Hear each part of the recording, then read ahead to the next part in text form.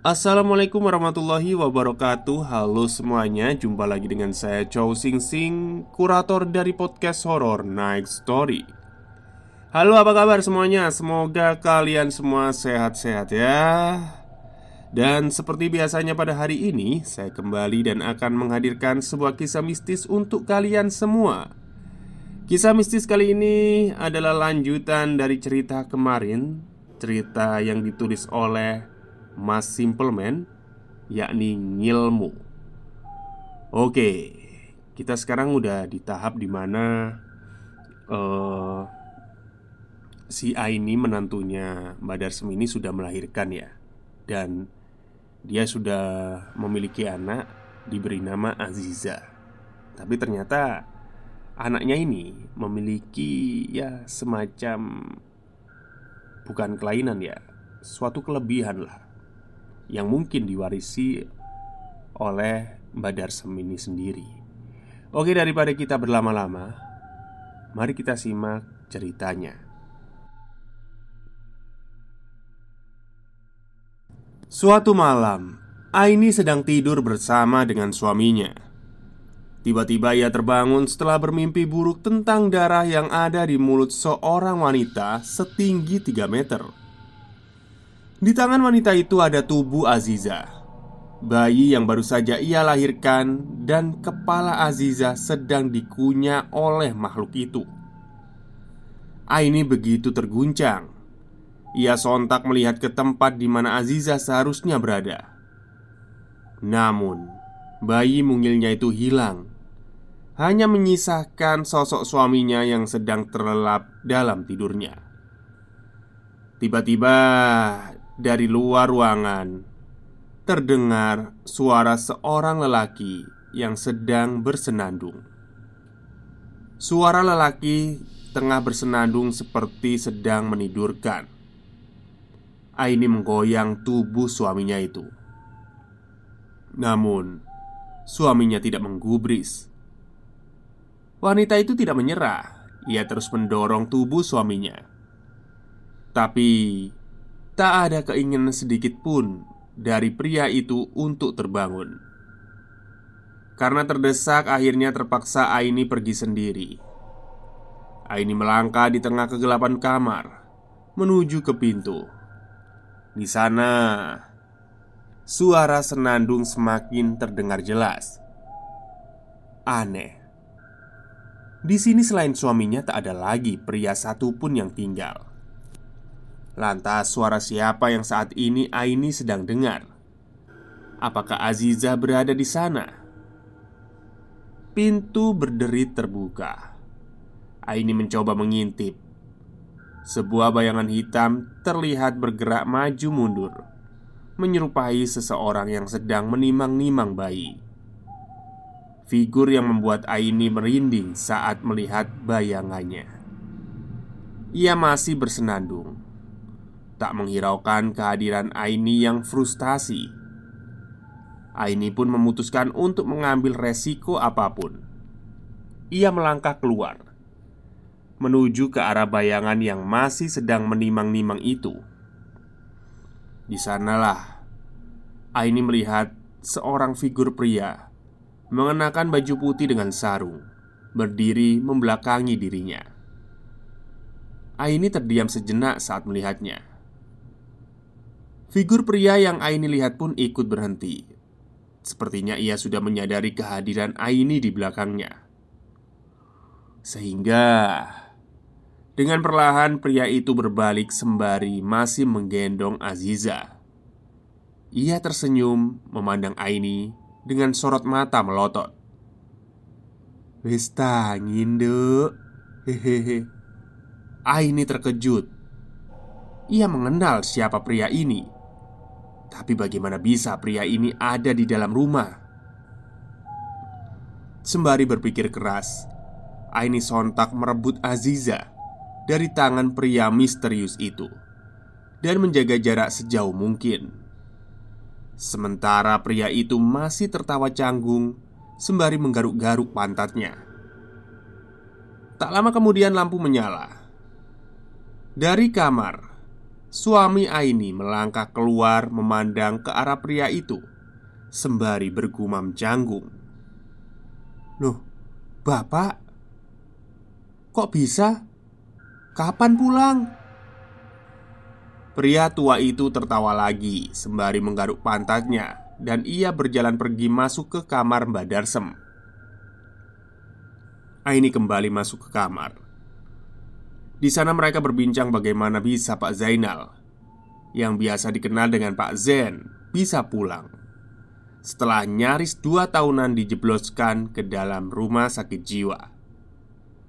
Banyak desas-desus yang dulu tersebar mengenai pria ini. Aini merinding setiap mengingatnya, karena perilakunya yang semakin lama semakin menyimpang. Meski berat, suami Aini bersama dengan Mbak Darsem akhirnya menjebloskan beliau ke dalam rumah sakit jiwa. Tetapi Abah yang mendengar berita ini sempat tak percaya, mengingat Abah ini sangat dekat dengan Pak Zen. Ada kejadian menarik, di mana meski sudah pulang, perilaku Pak Zen terkadang masih ganjil.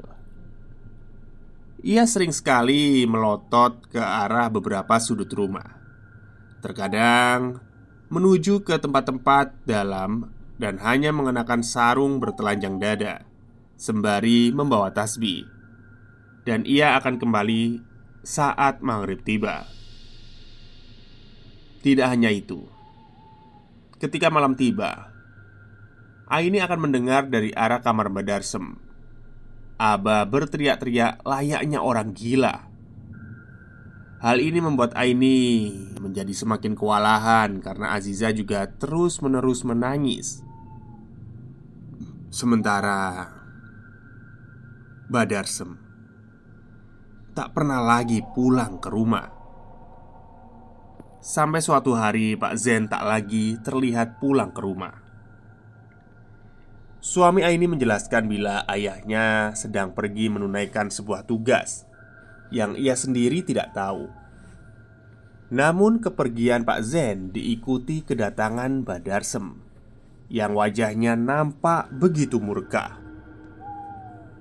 Rasanya belum pernah bagi Aini melihat Mbak Darsem seperti ini. Ia sering tertawa sendirian sembari duduk menegak minum minuman keras. Wanita itu benar-benar terlihat menakutkan saat ini. Namun ketika di depan Aziza, wajahnya kembali ceria, nampak bahagia. Tetapi saat malam sudah tiba, rumah ini dipenuhi dengan sesuatu yang mengerikan.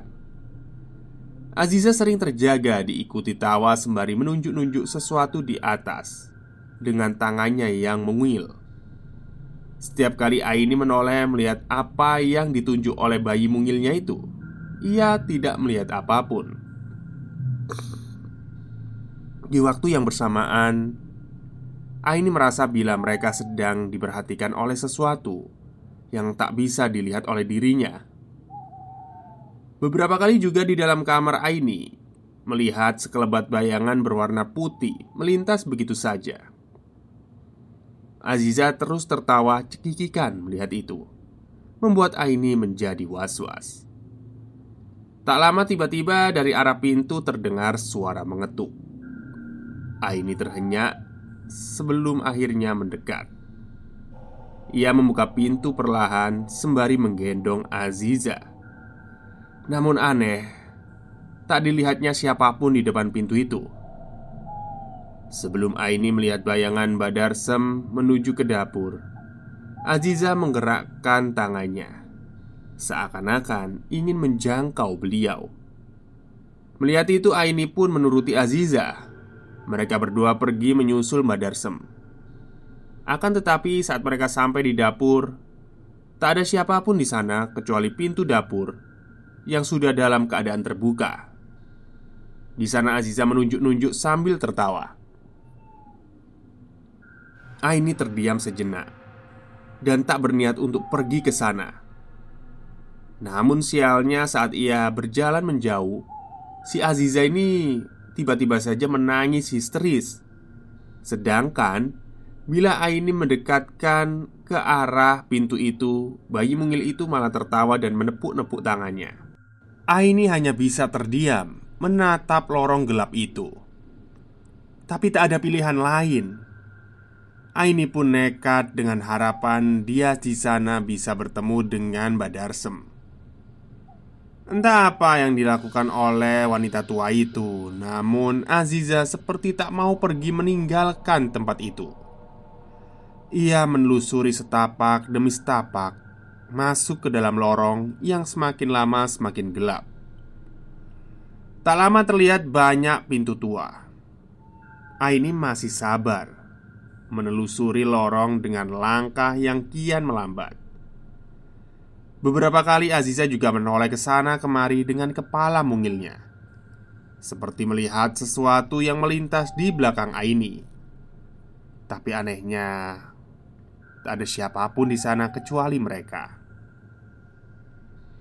Sampailah di persimpangan, di antara sudut lorong atau bagian lain menuju ke taman belakang. Di sanalah Aziza menepuk tangannya. Aini pun merasa ada sesuatu di sana. Terlihat ada secercah cahaya dari lilin di sudut kamar. Maka berjalanlah Aini menuju ke sana. Tetapi ada yang aneh. Di lorong yang tak terlalu panjang itu, tembok-temboknya dipenuhi oleh kertas-kertas bertuliskan raja dengan berbagai bentuknya, menempel satu sama lain. Bahkan terkadang kertas-kertas itu menumpuk, seakan lorong ini tak boleh untuk didekati. Anehnya Aziza bertambah senang. Aini tertuju pada salah satu raja yang terbentuk dari seorang lelaki bertelanjang dengan tanduk dan taring. Aini dapat membaca dengan jelas raja itu. Ada sebentuk kalimat tentang nama jin yang dulu pernah dirinya dengar dari Abah. Akhirnya bulu kuduk Aini berdiri. Aini berniat untuk kembali saja. Anehnya Aziza seperti tahu apa yang akan dilakukan oleh ibunya. Ia mulai berteriak merengek menangis, bahkan sampai hati menjerit, membuat ibunya tak punya pilihan lain selain berjalan sampai ke sudut pintu dan membukanya. Sampailah ia di sudut lorong. Aini berdiri di depan pintu, melihat satu raja yang tertulis dengan jelas untuk jangan pernah membuka pintu ini. Jelas raja itu adalah sebuah larangan untuk membuka pintu. Aini melihat Aziza yang tertawa cekikikan. Wanita itu mendorong perlahan, lantas derit suara pintu terdengar diikuti suara tertawa parau. Aini melihat sebuah ruangan kosong dengan sebatang lilin yang diletakkan di tengah-tengah ruangan. Tak ada apapun lagi kecuali satu ranjang tua yang berada di sudut tembok. Di atasnya terlihat sesuatu yang menggumpal, tertutupi oleh selembar kain berwarna putih. Aini tidak tahu apa itu. Dasar sudah sejauh ini, Aini yang awalnya ragu berada di tempat ini, tiba-tiba saja tubuhnya bergerak dengan sendirinya karena ia penasaran. Kenapa tak ada yang pernah sampai ke tempat ini? Apa yang sedang disembunyikan oleh Mbak Darsem? Aini berdiri di depan selembar kain putih. Sembari menggendong Aziza, satu tangan Aini menarik selembar kain. Terlihat sesuatu yang familiar mulai terjelas. Ketika kain sudah tersibak, Aini melangkah mundur. Jantungnya berdegup kencang. Ia tak percaya Mbah Darsem menyembunyikan hal sinting seperti ini. Aini melihat seorang anak muda yang kemungkinan berusia 16 tahun, terbujur kaku dengan wajah pucat. Dan sialnya, Anak muda itu dalam kondisi mata terbuka lebar. Aini menjerit ketakutan. Namun Aziza malah tertawa. Sebelum di balik pintu berdiri sosok yang dirinya kenal, yakni Badarsem, yang kini sedang menatap Aini. Oke, itulah bagian ketiga ya dari cerita Ngilmu yang ditulis oleh Mas Simpleman. Untuk bagian selanjutnya akan saya lanjutkan besok. Tapi memang saya lihat bagian ketiga ini sangat pendek ya. Tapi nggak apa-apa lah, daripada nanti saya sambungin nggak nyambung ya. Oke, baik, mungkin itu saja cerita untuk hari ini. Semoga kalian semua suka. Wassalamualaikum warahmatullahi wabarakatuh.